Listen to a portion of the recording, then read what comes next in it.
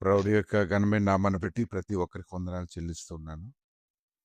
ఈ ఉదయకాలాన్ని 2 కొరింథీయులకు రాసినటువంటి పత్రిక 5వ అధ్యాయము 17వ వచనం. కాగా ఎవడైనను క్రీస్తునందున్న యెడల వాడు నూతన సృష్టి. పాతవి గతించిన ఇదిగో క్రొత్తవాయెను. సమస్తమును దేవుని వలనైనవి. ఆయన మనల్ని క్రీస్తు ద్వారా తనతో సమాధానపరుచుకొని, ఆ సమాధానపరచు పరిచర్యను మాకు అనుగ్రహించెను. అదేమనగా దేవుడు వారి అపరాధములను వారి మీద మోపక, క్రీస్తునందు లోకమును తనతో సమాధానపరచుకొనుచు ఆ సమాధాన వాక్యమును మాకు అప్పగించెను. కావున దేవుడు మా ద్వారా వేడుకొనినట్లు మేము క్రీస్తుకు రాయబారుమై దేవునితో సమాధాన పడుటని క్రీస్తు పక్షముగా మిమ్మల్ని బ్రతిమాలుకొనుచున్నాము. ఎందుకనగా మనం ఆయన యందు దేవుని నీతి అగునట్లు పాపమెరగని ఆయనను మన కోసం పాపముగా చేశాను. సమస్తము నూతనపరచబడ్డాయని ప్రభు ఈ ఉదయకాలాన్ని మాట్లాడుతూ ఉన్నారు.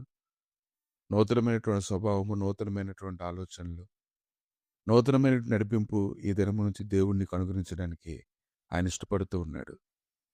గతించిపోయినవేవి నేను ఇంకా బాధ కలుగు చేయవు. అవి నేను జ్ఞాపకం చేసి నేను మరలా మరలా బాధ పెట్టవు. దాని గురించి నువ్వు చింతించేలాగా ఇక నువ్వు చేయవు. కానీ పాపమెరగని ఆయన్ను మన కొరకు ఎలా అయ్యారో మనం జ్ఞాపకం చేసుకున్నట్లయితే యేసుకెల్ గ్రంథము 36వ అధ్యాయము 26వ వచనం. నూతన హృదయం మీకు ఇచ్చేదను, నూతన స్వభావం మీకు కలుగు చేసేదను, రాతి గుండె మీలో నుండి తీసివేసి మాంసపు గుండెను మీకు ఇచ్చేదను. ఇంకా నువ్వు దాసుడవు కావు, నువ్వు దాసురాలు కూడా కావు. పాపము నీ మీద పనిచేయడానికి దానికి ఇంక అధికారం లేదు. అది ఊరికి నేను యొద్దకొచ్చి నేను లోపరుచుకొని నిన్ను బలహీనపరిచి కీడులోకి నడిపించేలాగా దేవుని ఉగ్రతకి నిన్ను సిద్ధపరిచేలా చేయడానికి దేనికి కూడా ఇంక అధికారం లేదు. మీరు జరిగించిన అక్రమ క్రియలన్నింటినీ విడిచి నూతన హృదయమును నూతన బుద్ధి తెచ్చుకోండి. ఇశ్రాయేలులారా, మీరెందుకు మరణం నొందుదురు? ఇదే ప్రభువు యెహోవా వాక్కు. యేస్కేల్ గ్రంథము 18వ అధ్యాయము 31వ వచనం. ఇక నువ్వు దేని గురించైనా నువ్వు దేనికి దిగులు పడాలి? దేవుడు సమస్తాన్ని నూతనపరిచాడు. లేదు, నీలో పాత స్వభావం నేను ఉంచుతున్నాను, పాత స్వభావ ప్రకారంగా నువ్వు నడవాలని నీ హృదయంలోంచి వ్యతిరేకమైనటువంటి సన్నిధి పుట్టినట్లయితే రోమా 16:20 వచనాల రీతిగా అది ఈరోజు నీ పాదాల కింద ఉందని నువ్వు గ్రహించుకోగలగాలి.